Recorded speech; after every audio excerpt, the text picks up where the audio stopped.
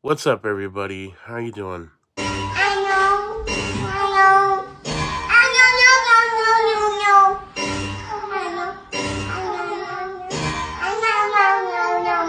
As for me, I'm sick and tired, and I'm sick and tired. I've been sick since the start of the week, and like a lot of you, I'm sick and tired. I wanted to take a little moment to reflect before I made a video. I wanted to talk a bit about, what now, what we do, especially for those of us who have been and continue to work to try to inspire men, as I describe it, from harmful to helpful ideas of manhood. And those of us who are invested in men and love men. What we're talking about right now is young white men in particular, but I think it's young men in general. Um, there's a lot to talk about. What I wanted to do is kind of take you back. I've been doing this work since around 2008. I started my journey on a university campus, hit the ground as a mature student, social work student, and got involved in a bunch of different initiatives and movements, and realized that this work of trying to inspire men to help end gender-based violence and move towards, you want to call it healthy masculinities, you want to call it being allies, just being examples, models of possibility for men and boys, connecting with different groups on campus of different ethnicities, race, faith, creed, different communities, connecting with the Women's Center, seeing different initiatives branching out and growing back then, realizing that there was nowhere for young men to really find community. And I agree, and I know the sentiment back then was the whole world is a man's club. Fast forward to now, what folks like us were talking about was that there needed to be spaces for young men to find community and grow, cultivate, nurture something different, expansive ideas of being a guy. But they weren't finding community, they weren't finding space.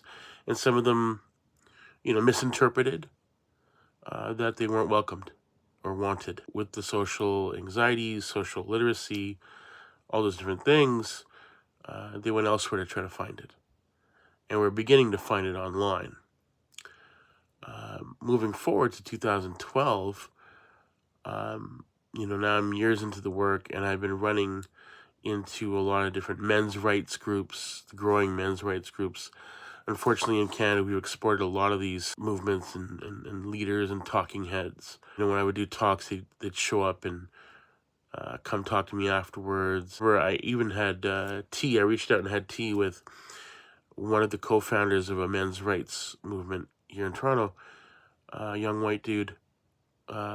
His partner was the more outspoken, public-facing person. He wasn't. He was more of the kind of behind the scenes. And I just remember, talking to him and kind of fast forwarding to the end here. One of the things I talk about when I'm trying to reach out and find opportunities to build bridges with guys who are trying to find their way, and they're leaning towards regressive, outdated ideas of manhood. What I find helpful is not shaming them, fighting with them. It's hard not to. It's hard to not get angry and upset. And a lot of times that's what they're trying to do. They're trying to debate you or lure you into losing your cool, and it allows them to prove a point or to make content, whatever it is. But one of the questions I always pose to folks like that is, when it comes to those attitudes and those beliefs about binary hierarchy idea of gender, and that men are supposed to be on top, but they've been treated like less than. And while there are meaningful, important conversations to be had about, what's going on for men and young men today, it seemed that their focus was more on attacking women and blaming women versus saying, what can we do as men to cultivate and grow? For the people with those attitudes, one of the things I always say is, how's that working for you? How is that working for you? Where's that getting you? I was telling folks, this is back in 2012, I was saying that, all this movement needs is a figurehead, a kind of a leader that is charismatic and bombastic, is that alpha male type, and um, is just an expert grifter, con artist. And when they find him, we're in big trouble. And you know who I'm referring to here, that eventually, a few years later, surfaced. I've worked with the urgency. I felt an urgency catching young men and men before they slid into the darkest corners of the internet, like slid into the sewers of the internet. And meanwhile, folks in progressive spaces were, and with good, like, I get it. Look, I get it. We're telling people, hey, go do your research. Don't ask me, go read a book. Go look online. And they did. And they did. Now, fast forward a little bit to 2016. I was co-facilitating a session at a private school. And it was a group of young men in grades 10 to 12. And we were doing a multi-week program. And this night happened to be just before the election in 2016. And we're talking about Hillary Clinton and Donald Trump. And I remember very vividly, I remember describing Trump and talking about Trump and saying, you know, this guy's got his logo on a helicopter, on a plane, on his building. He's almost like, you know, in G.I. Joe, he's like Cobra Commander, right? Like he's got his logo on the helicopter and the plane and the building, like it's his headquarters.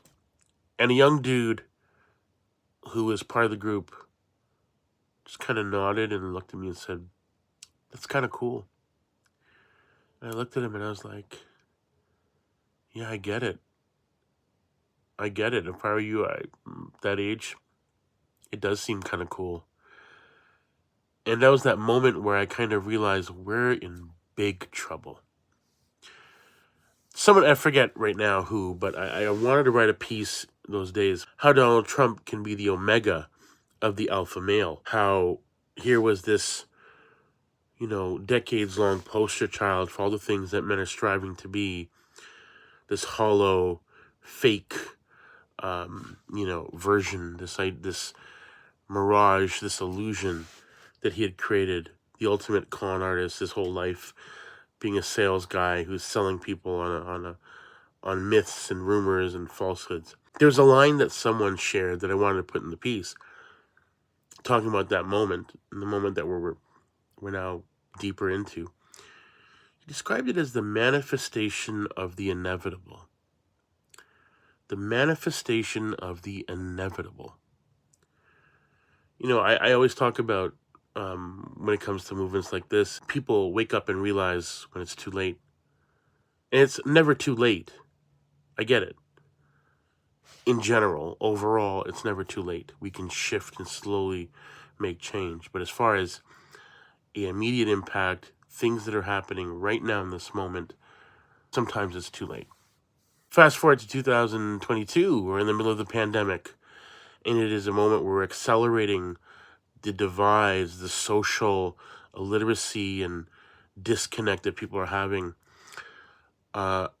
Further isolated, you know, young dudes finding community in the worst spaces, in the worst places, escalating to a feverish pitch. So there was a sociology class. The students in the class reached out to me and they wanted to meet, and they said that we want to work on a project with you. We're in fourth year, we're moving on, and we wanted to work on an initiative with you. They want, you know, like maybe help me with a talk, or is there an event coming up that they could collaborate on or support or be a part of? And I said to them, you know, I have an idea for you. You're already, you know, you got a foot out the door, you're graduating. But what if you were to plant seeds and for a project, an initiative that maybe others can continue? And that university has a world-renowned innovation incubator. And I said to them, what if you approached folks there, got some people on campus to work with you, and you developed some sort of online app or online platform or a virtual space to engage young white men who were, you know, struggling, isolated, and were vulnerable. It was a rich target for these predatory men's rights, white supremacist, manosphere, grifting, hate selling groups and leaders and talking heads, etc. And I remember just trying to reach out to different folks in the university to see if they could find some champions and allies to help them. And it was just people weren't interested. I don't know if they were afraid. The idea of engaging young white men in particular, daunting, scary. What would come out of that, you know? And here we are in 2024. And instead of the darkest corners of the internet, these attitudes and beliefs and behaviors are everywhere. It's where guys play video games, where they watch videos, work out, where they worship and gather. It's moved from the online spaces into in-person spaces and gatherings as well. Now they're floating an entire universe, this alternate universe, an alternate reality, an ecosystem of hate. Just not living in reality when it comes to how these harmful ideas of manhood and masculinity are not just hurting women and gender expansive people, but hurting us as cis hetero guys. The terms and labels that they'd become programmed to hate. And so when you use that language as someone who hates men, and that's not the case. I love men. I'm invested. As much as I am invested in women and gender expansive people, I'm also invested in cis hetero guys. I am one. And I think progressive movements needed to communicate that better. We don't want to engage you just for the sake of you helping others.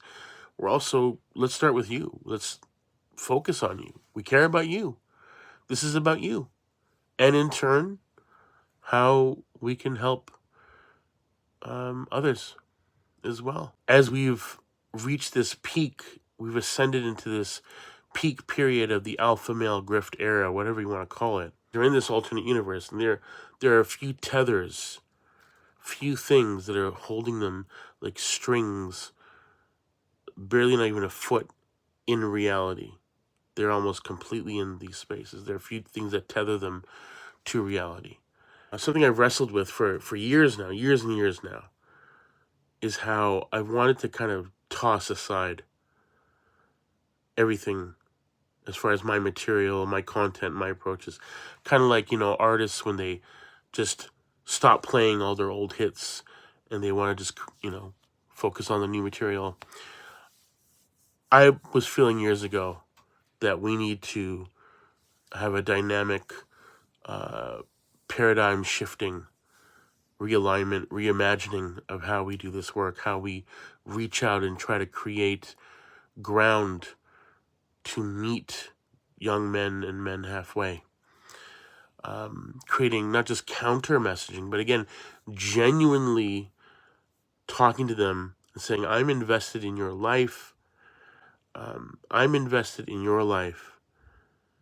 In turn, getting them to be invested in the lives of others, right?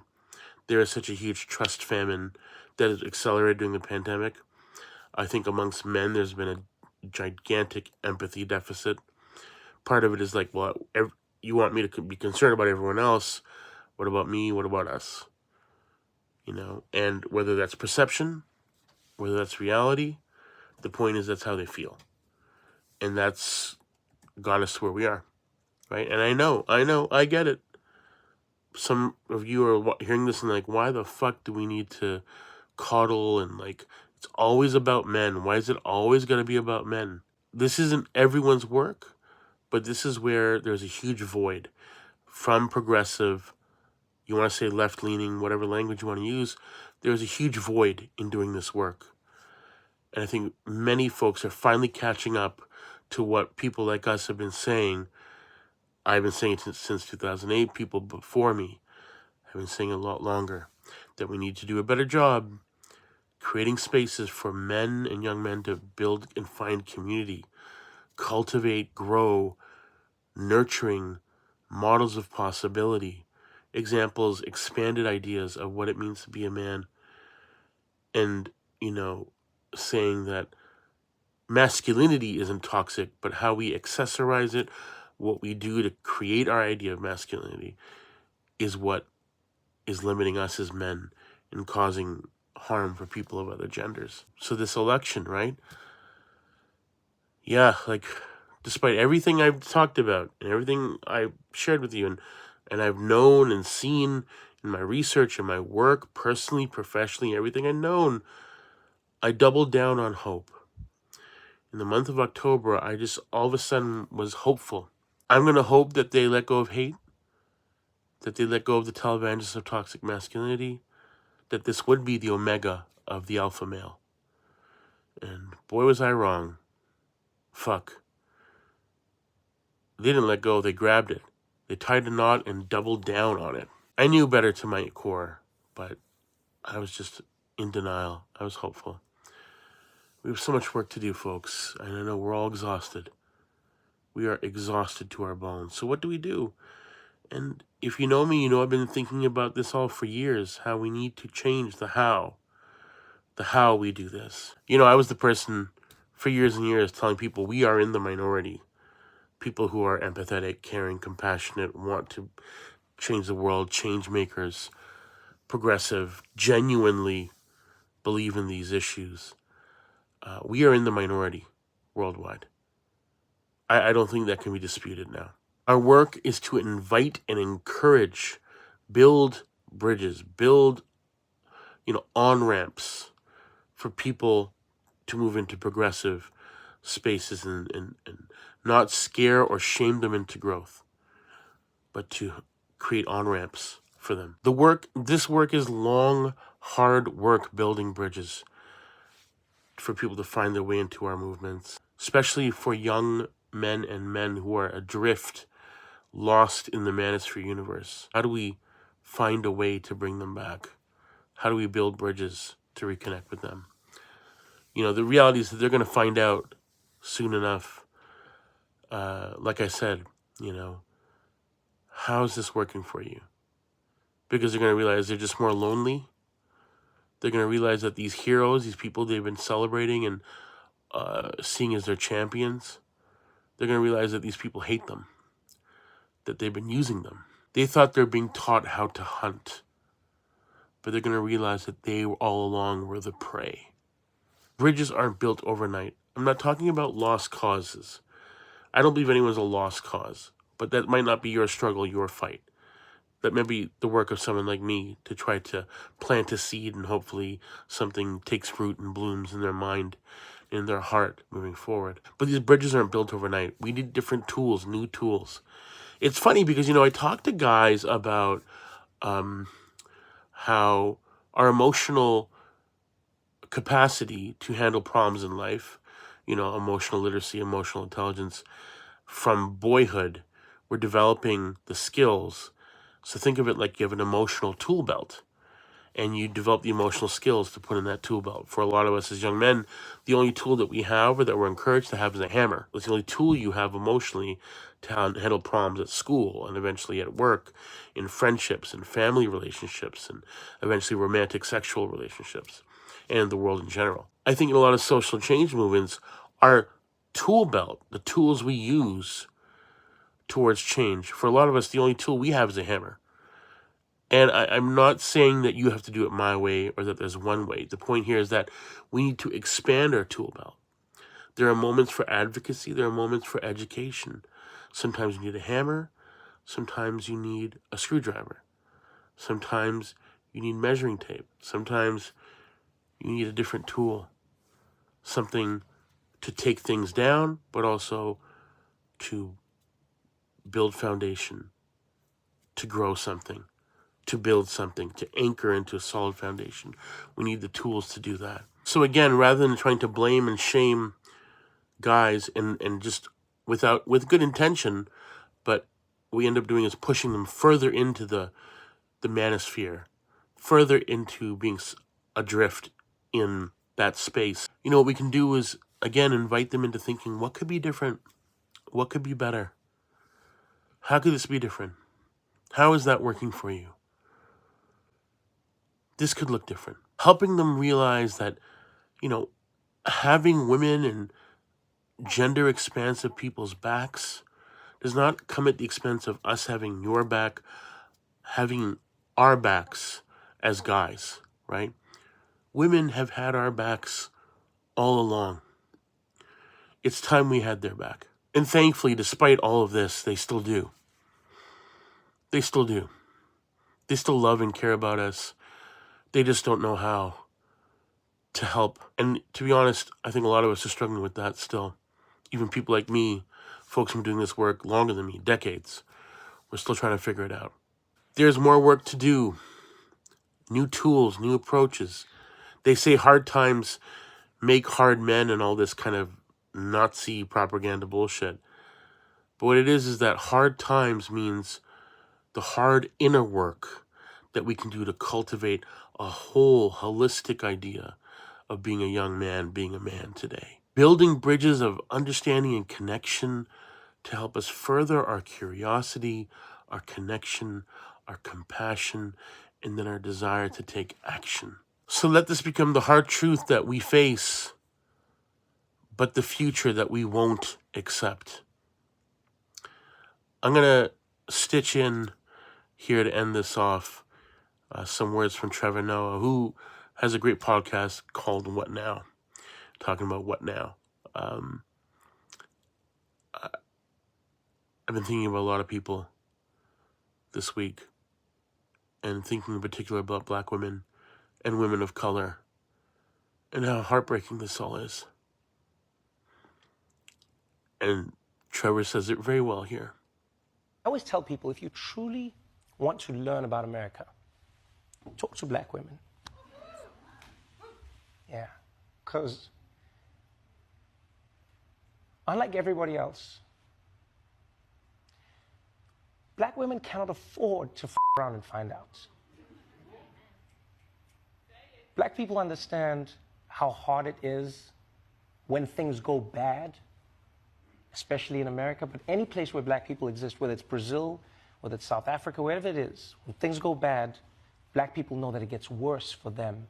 But Black women in particular, they know what shit is, genuinely. People always be shocked. They'll be like, why do Black women turn out the way they do in America? Why do they vote the way yeah, because they know what happens if things do not go the way it should. They cannot afford to around and find out.